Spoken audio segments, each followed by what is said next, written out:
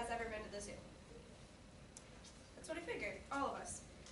Well, a couple years ago, I went to the Festival of Lights for the first time, and naturally, as an elephant lover, I decided to go in to see them. However, what I saw is way different than what I expected to see. Walking in there, I noticed that there was two gigantic animals just facing the opposite side away from the crowd. The crowd was yelling, "Do something," they yelled, "Do something." Meanwhile, their faces and their trunks and their ears just drooped with sadness. They just were so uncomfortable, you could tell. So after a while, I noticed that they started to walk away from the crowd. However, their tails were tucked under the behind, and their faces just still, and their eyes were just so small, and you could just tell that they were so unhappy. And I just thought, this broke my heart. I was like, this is so inhumane. This is not right. Animals shouldn't be held captive in zoos just for human enjoyment. Many families and schools support zoos because they think that children go and they learn about animals, and they learn about all about them and all about what they eat and things like that. But zoos actually do more harm than good. Schools claim that sending children to the zoo is teaching them, again, like I said, about them, about their prey, about how they live and how they sleep. Research happens, but their above all intention is to educate, an article stated that I read. He goes on to explain that it is better for children to be in zoos and experience these animals and these type of things rather than being in four white walls and just learning about them. And of course, we all go to the zoo a lot, claim to have fun. However, the World Association of Zoo and Aquarium study found that there was an increase from a pre-visit of 69.8% to a post-visit of 75.1% in responses demonstrating of some type of learning. That means then less than 7% of people actually learned something new when they went to the zoo. And looking at the 7%, are we actually teaching them accurate information? Do these animals actually go hunt and kill prey? No. Are they actually living how they were designed to live? No. They're caught up in glass and plastic. Moving on. While many claim that zoos are fun, is it morally right to just have those animals encaged just so we can go and look and have fun watching them? Adding one final and crucial point. Zoos are businesses that make profit from breeding, buying, and selling. Their main profit is their main priority. And you might ask me, you're like, Ellie, how do you know this? Well, I know this because penguins at Sea Life are on antidepressants because they're so sad. Gorilla was shot and killed at the Dallas Zoo because he escaped the award-winning exhibit. Because in 2003, San Diego Zoo and Tampa Lowry Park Zoo imported 11 captured African elephants. Because the baby animals at the Minnesota Zoo grow up, and when they lose their youthfulness, they're actually sold in auctions. Because a bear at the Toledo Zoo starved to death because the zookeepers lacked to give him the care and the water and the food that he needed.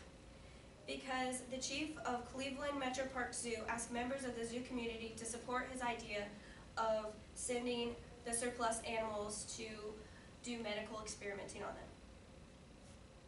Now, letting all this information sink in, I would ask you to imagine yourself being encaged in nets and plastic and being in an unfamiliar environment, alone, without your friends, while people walk by and look at you all day.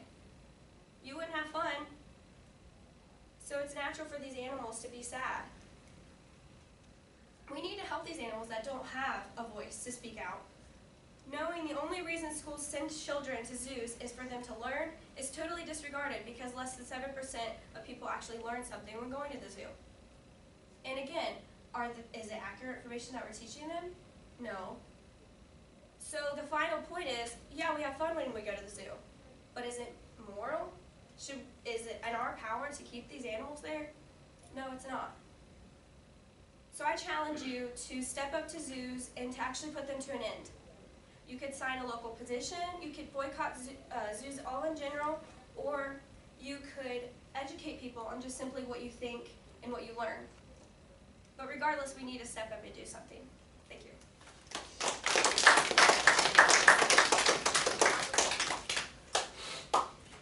Are there any questions?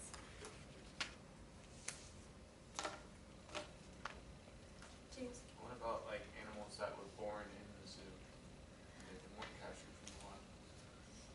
That's true, and but I mean, should we let them be born how they were designed and like let them out to the wild, or should we keep them in the zoo? You know, it's just something that you have to ask yourself. Like, should we do that? And I don't think that we should. Yeah. What about the animals that are getting hunted and poached and becoming extinct? What's your question? What should we do about them? Yeah, like if they're going to a zoo to be safe, and that way they can't really get hunted. Mm-hmm. How would that, like, if we're not taking the animals in anymore, where would they go? Would they just have to go extinct? Well, in biology, did you learn like the fittest survive?